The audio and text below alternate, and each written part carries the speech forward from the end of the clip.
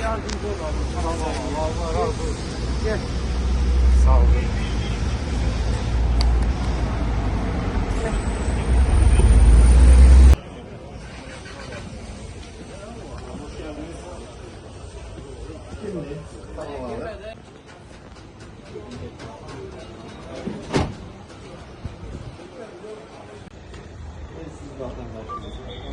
...84-162 merkez, efendim, Golf Caddesi 198'den gelen 783 konuşuyor. Şöyle önemli efendim, şu an daha...